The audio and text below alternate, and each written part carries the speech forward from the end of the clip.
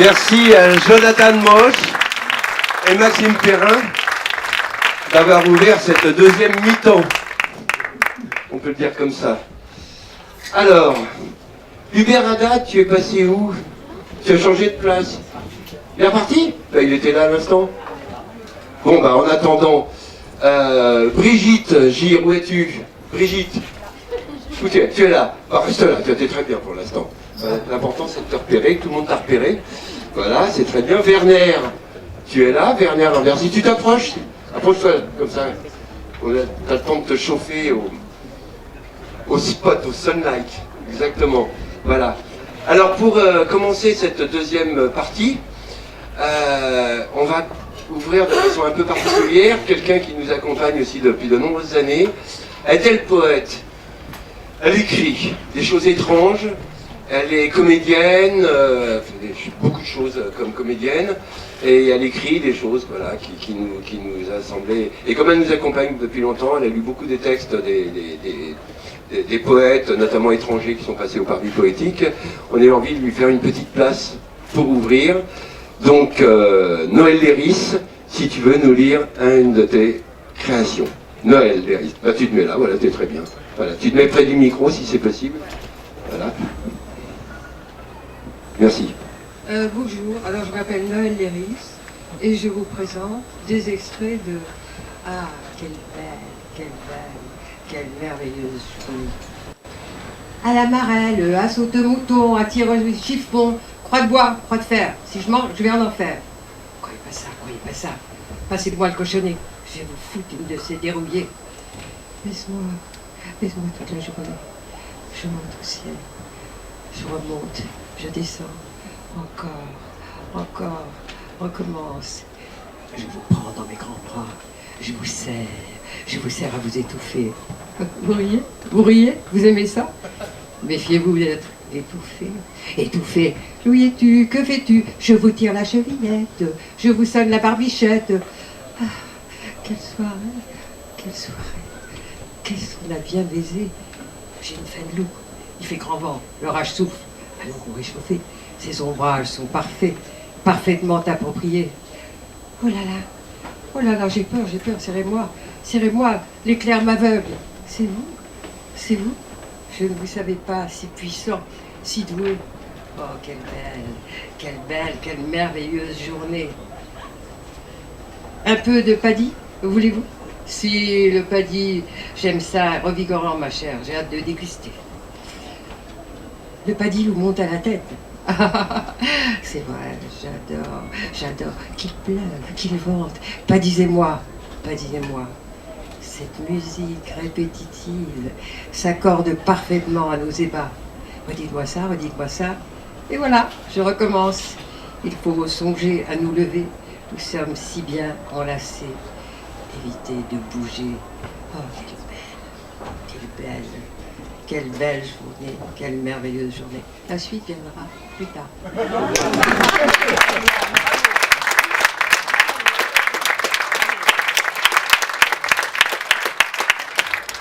Merci Noël Léris. Brigitte Gire. Oui, c'est toi. Tu regardes derrière toi. Tu regardais Bertrand.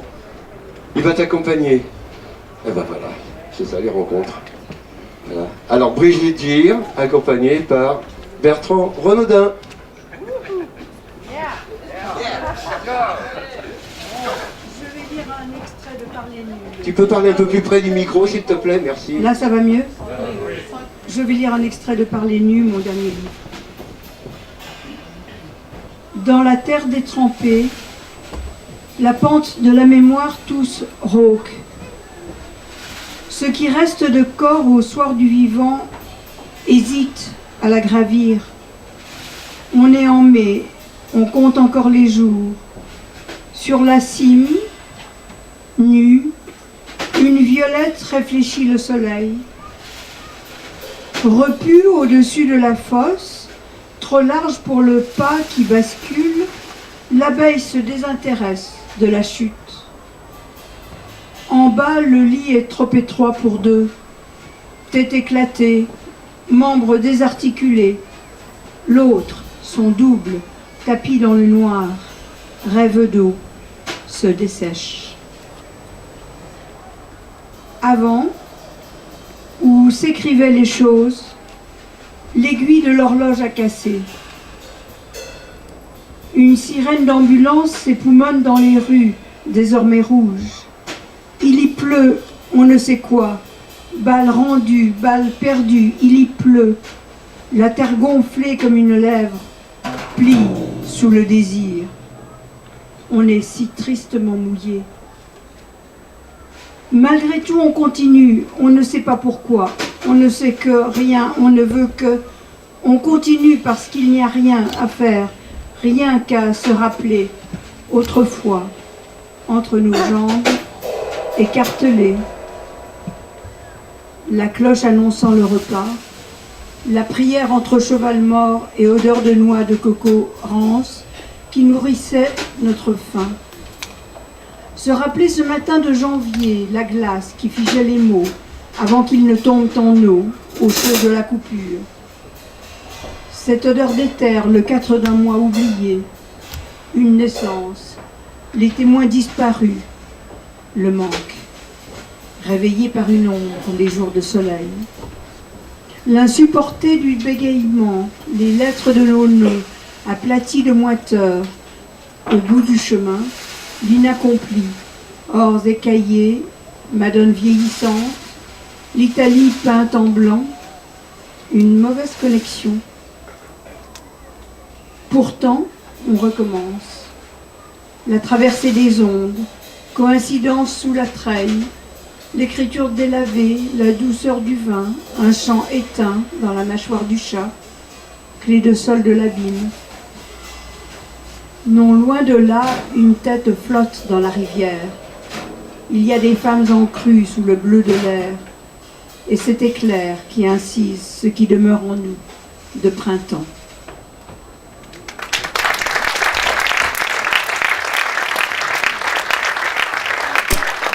Merci. Werner. Alors, Werner Lambercy, vieux copain maintenant. On se connaît depuis très longtemps. Tiens, viens, on alterne un petit peu les micros. Tu as remarqué comme c'est construit, un coup à droite, un coup à gauche. C'est comme la politique, ça. Ouais, oui, Werner, on se connaît depuis très longtemps. Enfin, en même temps que tu étais poète, tu étais à une époque, tu dirigeais le centre Wallonie-Bruxelles. J'ai jamais rien dirigé, mais j'y étais. Tu y étais, tu y travaillais, et tu t'occupais de l'animation, enfin plein de choses comme ça. Tu nous as supportés dans certains projets, etc. Et d'ailleurs, depuis, le centre de Bruxelles continue à nous donner un petit coup de main. Par exemple, là, ils ont payé le voyage de Jean-Pierre Verhegen. Bon, voilà, c'est une petite chose, mais ça nous aide bien. Voilà. Alors, Werner, fidèle au poste depuis maintenant une trentaine d'années aussi. À toi. Bien, en général, je suis plutôt l'homme de la troisième mi-temps. Je voudrais pourtant être un peu sérieux dans la mesure où je viens de perdre un ami de fort longtemps, 40 ans, Henri Beauchot, qui est mort la semaine dernière, dans la nuit du mercredi au jeudi. C'est à lui que je voudrais dédier cette lecture, parce que je voudrais qu'avant tout, le poète qui est mondialement, le romancier qui est mondialement reconnu, soit enfin visité, reconnu par la poésie qui pour lui était l'art premier, essentiel, et qui est l'architecture, la colonne vertébrale de tous ses romans. Voici un texte qu'il a connu. Mon âme est une chèvre, paru aux éditions Almanar. Mon âme est une chèvre. Elle aime aller où bon lui semble, courir un danger inconnu, en écoutant au loin la flûte du pâtre qui repose les fièvres de son corps à l'eau fraîche de ses lèvres. Passer son maigre peigne d'os dans la lumière et défaire jusqu'aux épaules le catogan doré du soleil. Lécher le crâne de la lune comme une pierre de sel en hiver, montrer et mesurer ses cornes au noir que font à terre des nuages bas de bélier de l'orage. Elle vivait à hauteur d'herbe, le nez dans les senteurs, la langue dans la rosée, l'œil comme un clou de girofle piqué dans le flanc d'un oignon. Puis l'herbe a disparu, brouté à cœur, ne restait que poussière et rocailles en été, et la boue et l'automne, et la meule des vents qui affûtent le froid. Alors elle vécut à hauteur des buissons, de garrigues et d'épineux, ou de bruyères revêches. En toute saison, il fallait avoir la dent dure, la joue, les lèvres et la bouche pareilles à des peaux de tambour. Mâcher longuement, comme de la peine amère, et saliver du fond du sol pour adoucir les sèves. Puis tout fut arraché, tant la faim voulait jusqu'aux racines, et bientôt le désert roula ses hautes vagues de silence.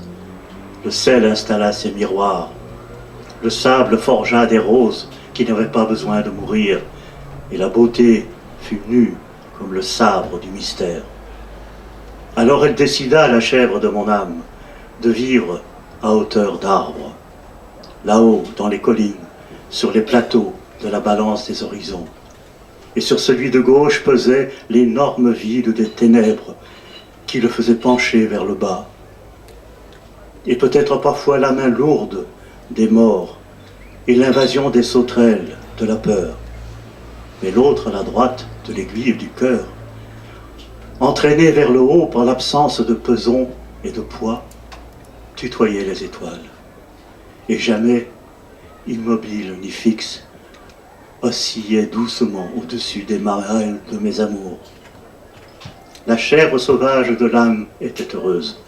Elle bondissait et montait dans l'arganier, comme l'enfant sur les genoux de sa mère s'agrippe aux branches de ses bras, pour écouter l'histoire où sous l'écorce du ciel, parmi les feuilles qui tremblent et s'agitent, où parle d'huile, de baumes et d'onguents qui apaisent sans l'épuiser ni la faim ni la soif. Et la chèvre de mon âme, dans la latrine à contre-jour de l'arganier, chanta soudain plus haut, pour personne, et peut-être plus loin que ses bêlements habituels. Merci.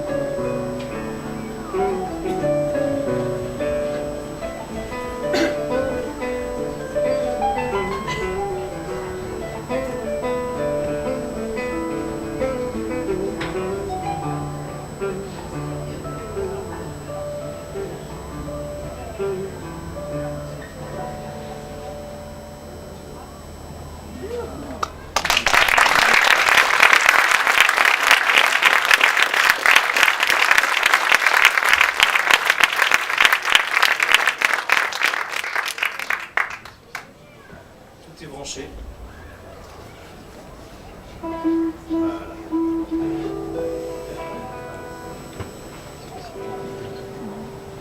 Bon.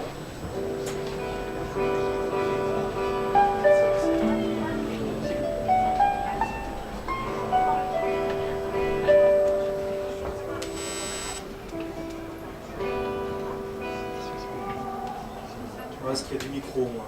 Vous m'entendez? Oui. Bon. Donc on va faire en acoustique. Je ne sais pas si vous entendez la harpe, la guitare, je sais pas si on va. Donc déjà je voulais remercier Marc de nous avoir invités pour cette soirée. C'est avec beaucoup d'émotion parce que ça fait un petit moment déjà. On n'a pas fait les 30 ans, on a fait, je sais pas, 4-5 ans peut-être avec les Parvis poétiques. Et on a découvert un petit peu un monde qu'on ne connaissait pas en tant que musicien, donc la poésie, vous connaissez, mais on l'a vu de l'intérieur. Et c'est vraiment absolument passionnant de voir toutes ces expressions différentes, ces couleurs. Et c'est très, très enrichissant pour nous, musiciens, d'avoir des sonorités un peu de la langue. Alors on a une petite manie avec Louise, quand on fait des lectures comme ça, souvent on arrive les premiers parce qu'il faut installer les instruments, les accorder. On part les derniers parce qu'il faut tout ranger. Et souvent les poètes, ils laissent des choses sur les tables. Voilà, ils laissent des textes, des photocopies, souvent même des livres, on a même trouvé des livres. Donc voilà, et souvent avec ces petits textes qu'on garde, donc des fois il n'y a même pas l'auteur, on ne sait pas de qui c'est en fait. Et on s'amuse à faire mettre ces textes en musique un petit peu. Et une des dernières feuilles qu'on ait trouvées, c'était à l'ODEF l'année dernière. Et là on a l'auteur, c'est Marc Delouze. Et c'est un petit texte qu'il a écrit, alors il y a même... Voilà. Et il y a même la date c'est mars 1970. Vous voyez, donc c'était un jeune poète. Donc on a mis ce petit texte qui est un petit peu coquin quand même, hein. Je ne savais pas que tu écrivais des choses comme ça. Et on a essayé de le mettre en musique, quoi. Donc c'est la première fois qu'on le fait, et ça s'appelle Histoire d'elle.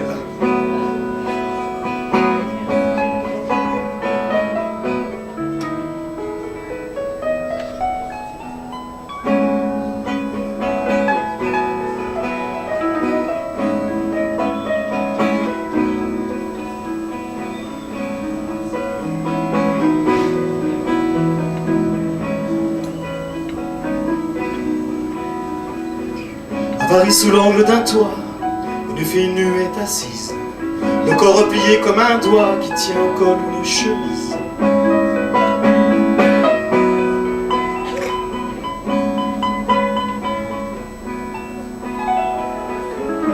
C'est le jour qu'elle tient, ainsi parallèle au croissant de lune. Je ne sais pas s'il est midi, malgré sa chevelure brune.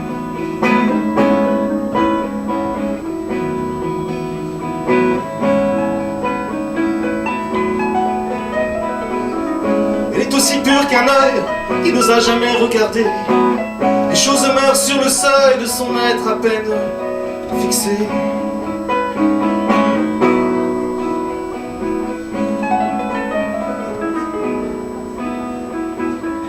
Sur ses lèvres un sourire pâle dessine un fabuleux frisson. Circule une présence mâle de ses genoux à son menton. L'homme au visage d'autre part, silhouette souvent rêvée. L'homme au geste de cauchemar s'exaspère au rez-de-chaussée. Elle ne sait pourquoi, comment ses membres crispés s'élargissent. Elle a crainte d'événements, ses doigts s'accrochent à ses cuisses.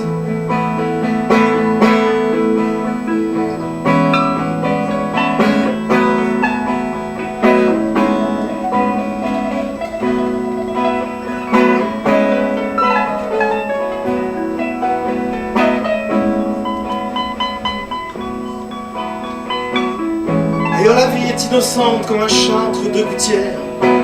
Quelque part un savant invente la machine à faire des pierres. Une femme crie pas bien loin, quelque chose comme un bruit sale. Aucune oreille n'est témoin des mots qui suivent comme un râle.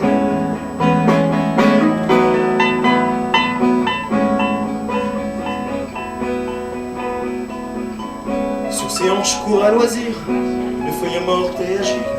Sa peau prend couleur de plaisir, branche ou geste de reptile. Soudain plus rien de l'extérieur, de latin elle l'attentive. Le monde en salle de raideur l'entraîne inerte à la dérive. Sans comprendre elle songe alors comment va faire le facteur. Et c'est aujourd'hui encore, il n'y a pas d'ascenseur. Il n'y a pas d'ascenseur. Il n'y a pas d'ascenseur.